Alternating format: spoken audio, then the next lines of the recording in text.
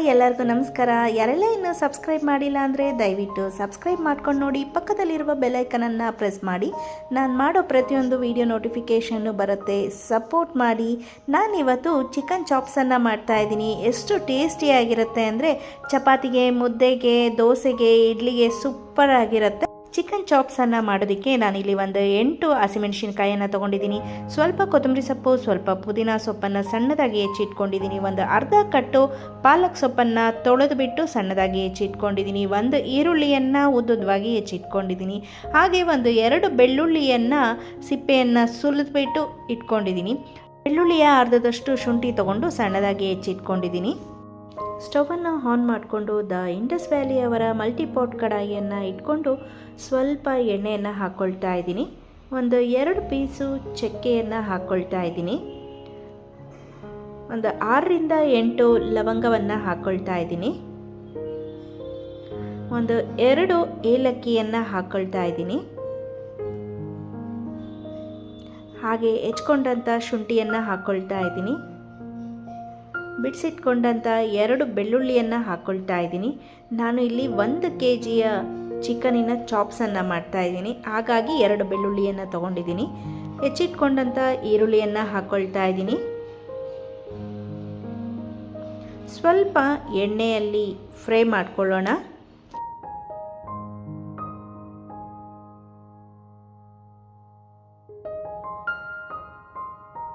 ಎಂಟು ಹಸಿಮೆಣಸಿನ್ಕಾಯನ್ನು ಮುರಿದ್ಬಿಟ್ಟು ಹಾಕ್ಕೊಳ್ತಾ ಇದ್ದೀನಿ. ಹಾಗೆ ಹಾಕ್ಕೊಂಡ್ರೆ ಎಣ್ಣೆಯಲ್ಲಿ ಫ್ರೈ ಆಗಬೇಕಾದ್ರೆ ಸಿಡಿಯುತ್ತೆ ಮೆಣಸಿನಕಾಯಿ, ಹಾಗಾಗಿ ಮುರಿದು ಹಾಕ್ಕೊಳ್ತಾ ಇದ್ದೀನಿ.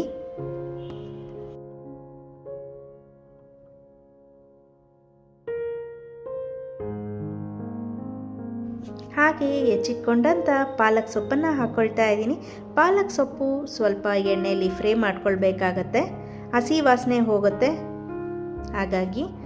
ಹಾಗೆ ಹೆಚ್ಚಿಟ್ಕೊಂಡಂಥ ಕೊತ್ತಂಬರಿ ಸೊಪ್ಪನ್ನು ಹಾಕ್ಕೊಳ್ತಾ ಇದ್ದೀನಿ.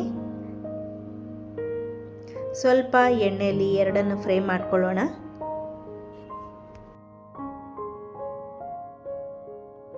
ಹೆಚ್ಚಿಟ್ಕೊಂಡಂಥ ಪುದೀನ ಸೊಪ್ಪನ್ನು ಹಾಕ್ಕೊಳ್ತಾ ಇದ್ದೀನಿ. ಹಾಗೆ ಒಂದು ಸ್ವಲ್ಪ ಉಪ್ಪನ್ನು ಹಾಕ್ಕೊಳ್ತಾ ಇದ್ದೀನಿ. ಉಪ್ಪು ಹಾಕ್ಕೊಳೋದ್ರಿಂದ ಪಾಲಕ್ ಸೊಪ್ಪಿನ ಬಣ್ಣ ಹಾಗೇ ಇರುತ್ತೆ. ಸ್ವಲ್ಪ ಚೆನ್ನಾಗಿ ಫ್ರೈ ಮಾಡ್ಕೊಳ್ಳೋಣ.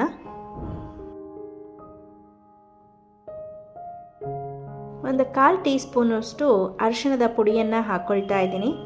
ಹಾಕ್ಕೊಂಡು ಚೆನ್ನಾಗಿ ಫ್ರೈ ಮಾಡ್ಕೊಳ್ಳೋಣ. ಹಸಿ ವಾಸನೆ ಎಲ್ಲ ಹೋಗುತ್ತೆ ಸೊಪ್ಪಿಂದು.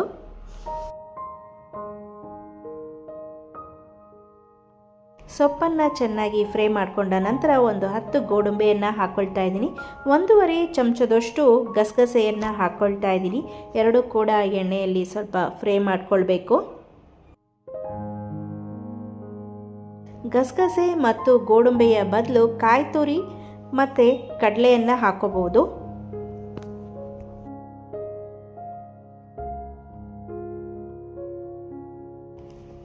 ನಂತರ ಸ್ವಲ್ಪ ಕಸೂರಿ ಮೇಥಿಯನ್ನು ಹಾಕ್ಕೊಳ್ತಾ ಇದ್ದೀನಿ. ಇದನ್ನೆಲ್ಲ ಲೋ ಫ್ಲೇಮ್ನಲ್ಲೇ ಇಟ್ಕೊಂಡು ಫ್ರೈ ಮಾಡ್ಕೊಳ್ಬೇಕಾಗತ್ತೆ. ಎಲ್ಲ ಸಾಮಗ್ರಿಗಳನ್ನು ಎಣ್ಣೆಯಲ್ಲಿ ಹುರಿದುಕೊಂಡಾಯಿತು. ಇದು ತಣ್ಣಗಾದ ನಂತರ ರುಬ್ಕೊಳ್ಬೇಕಾಗತ್ತೆ. ನಾನಿಲ್ಲಿ 1 kg ಸ್ಕಿನ್ಲೆಸ್ ಚಿಕನನ್ನು ತೊಗೊಂಡಿದ್ದೀನಿ. 3 ಸರಿ ತೊಳೆದುಬಿಟ್ಟು ನೀರನ್ನೆಲ್ಲ ಸೋಸಿಬಿಟ್ಟು ಇಟ್ಕೊಂಡಿದ್ದೀನಿ.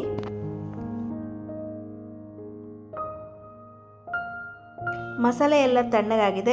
ಜಾರಿಗೆ ಹಾಕ್ಕೊಂಡು ನೈಸಿಗೆ ರುಬ್ಕೊಂಡು ಬರೋಣ.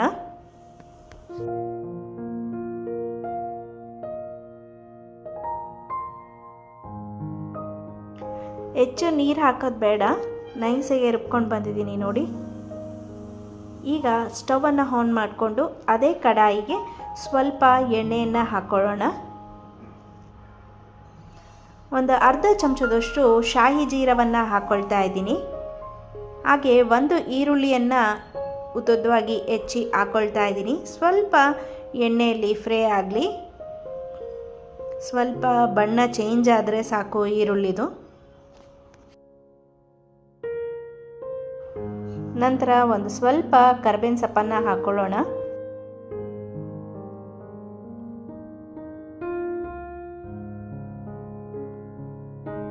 ನಂತರ ತೊಳೆದಿಟ್ಟಂಥ 1 kg ಚಿಕನನ್ನು ಹಾಕ್ಕೊಳ್ತಾ ಇದ್ದೀನಿ. ನನ್ನೆಲ್ಲ ರೆಸಿಪಿಗಳನ್ನ ನಿಮ್ಮ ಫ್ಯಾಮಿಲಿಯೊಟ್ಟಿಗೆ ಫ್ರೆಂಡ್ಸೊಟ್ಟಿಗೆ ಶೇರ್ ಮಾಡಿ, ಹಾಗೆ ನೀವು ಕೂಡ ಟ್ರೈ ಮಾಡಿ ಹೇಗಾಗಿತ್ತು ಅಂತ ಕಮೆಂಟ್ ಮಾಡಿ. ನೋಡಿ, ಚಿಕನ್ ಎಲ್ಲ ಹಾಕ್ಕೊಂಡಿದ್ದೀನಿ. ಸ್ವಲ್ಪ ಅದೇ ಎಣ್ಣೆಯಲ್ಲಿ ಎಲ್ಲ ಫ್ರೈ ಮಾಡ್ಕೊಳ್ಳೋಣ. ಚಿಕನ್ ಸ್ವಲ್ಪ ಬಣ್ಣ ಚೇಂಜ್ ಆಗುತ್ತೆ, ಬೆಳ್ಳಗೆ ಆಗುತ್ತೆ. ನೀರು ಹಾಕೋದು ಬೇಡ. ಹಾಗೆ ತಿರುಗಿಸ್ಬಿಟ್ಟು ಒಂದು ಸ್ವಲ್ಪ ಅರಿಶಿಣದ ಪುಡಿಯನ್ನು ಹಾಕ್ಕೊಳ್ತಾ ಇದ್ದೀನಿ, ಒಂದು 1/4 ಟೀ ಸ್ಪೂನಷ್ಟು.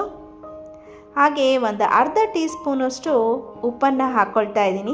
ಚೆನ್ನಾಗಿ ತಿರುಗಿಸ್ಬಿಟ್ಟು ಲಿಡ್ಡನ್ನು ಕ್ಲೋಸ್ ಮಾಡೋಣ. ಚಿಕನ್ನಲ್ಲಿ ನೀರಿರೋ ಕಾರಣ ಅದೇ ಬೆಂದ್ಕೊಳ್ಳುತ್ತೆ. ಲಿಡ್ಡನ್ನು ಕ್ಲೋಸ್ ಮಾಡಿಬಿಟ್ಟು ಒಂದು 10 ನಿಮಿಷ ಮೀಡಿಯಂ ಫ್ಲೇಮ್ನಲ್ಲಿ ಬೇಯೋದಕ್ಕೆ ಬಿಡೋಣ. ನೋಡಿ, 10 ನಿಮಿಷ ಆಗಿದೆ. ಎಷ್ಟು ಚೆನ್ನಾಗಿ ಬೇಯ್ತಾ ಇದೆ ಅಂತ. ಚಿಕನ್ ಎಷ್ಟೊಂದು ನೀರು ಬಿಟ್ಕೊಂಡಿದೆ ನೋಡಿ.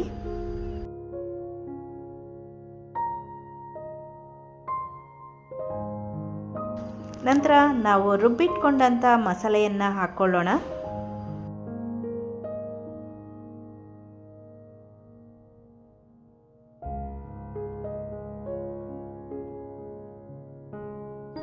ಎರಡು ಚಮಚದಷ್ಟು ನಾನಿಲ್ಲಿ ಧನಿಯಾ ಪುಡಿಯನ್ನು ಹಾಕ್ಕೊಳ್ತಾ ಇದ್ದೀನಿ. ಅರ್ಧ ಚಮಚದಷ್ಟು ಕಾಳು ಮೆಣಸಿನ ಪುಡಿಯನ್ನು ಹಾಕ್ಕೊಳ್ತಾ ಇದ್ದೀನಿ. ಚೆನ್ನಾಗಿ ತಿರುಗಿಸ್ಕೊಳ್ಳೋಣ, ಮಸಾಲೆ ಚಿಕನಿಗೆ ಎಲ್ಲದಕ್ಕೂ ಆಗಲಿ.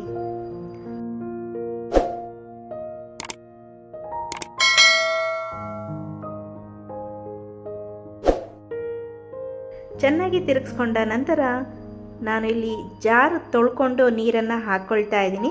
ನಿಮಗೆ ಎಷ್ಟು ಥಿಕ್ನೆಸ್ ಬೇಕು ನೋಡಿಬಿಟ್ಟು ನೀರನ್ನು ಹಾಕ್ಕೊಳ್ಬೇಕಾಗತ್ತೆ.